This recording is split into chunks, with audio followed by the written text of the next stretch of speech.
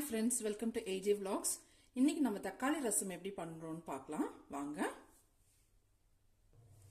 4 தக்காளி எடுத்திருக்கோம், பெரிய பெரிய தக்காளி. அப்புறம் ஒரு கைப்பிடி அளவு புளி, ஒரு லெமன் சைஸ் போதும். இது நம்ம வந்துட்டு தண்ணி ஊற்றி வேக வச்சிடலாம்.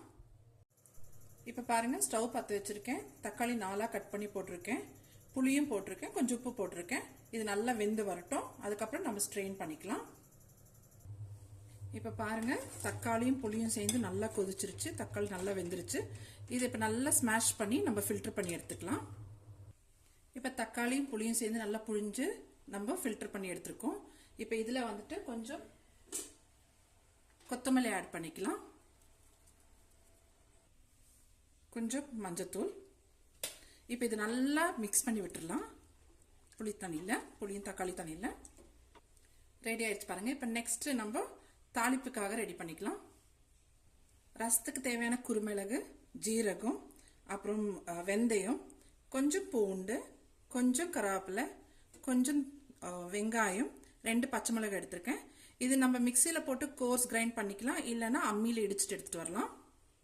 இப்போ பாருங்க, நான் சொன்ன இன்க்ரீடியன்ஸ் எல்லாம் நல்லா கோர்ஸ் கிரைண்ட் பண்ணி எடுத்திருக்கேன். இப்போ நம்ம ரசத்தை தாளிக்கலாம்.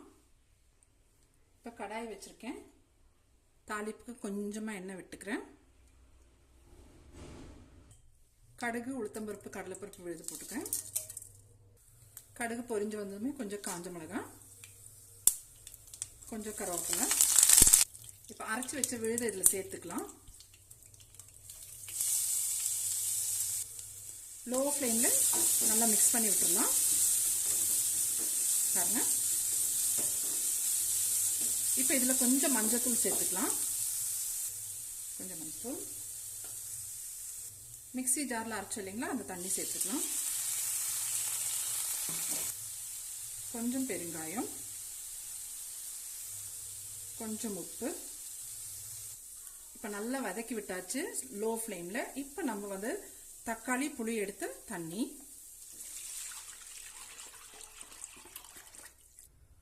இப்போ பாருங்க நல்லா மிக்ஸ் பண்ணி விட்டு உப்பு அளவு பார்த்துட்டு நம்ம கொதிக்க விட்டுடலாம். பாருங்க, தக்காளி ரசம் கொதி வந்துருச்சு. இந்த கொதி வந்ததுமே நம்ம வந்துட்டு ஆஃப் பண்ணிடலாம். ஆஃப் பண்ணிட்டு கொஞ்சமா மல்லித்தழை, அப்புறம் கருவேப்பிலை சேர்த்துக்கலாம். அவ்வளோதான் ஃப்ரெண்ட்ஸ், ரசம் ரெடி. ரசம் பாருங்க, பார்க்கறதுக்கு அருமையா இருக்கு, டேஸ்ட்டும் சுவையா இருக்கும். உங்களுக்கு இந்த வீடியோ பிடிச்சிருந்தா லைக் பண்ணுங்க, ஷேர் பண்ணுங்க, சப்ஸ்கிரைப் பண்ணுங்க. தேங்க்யூ.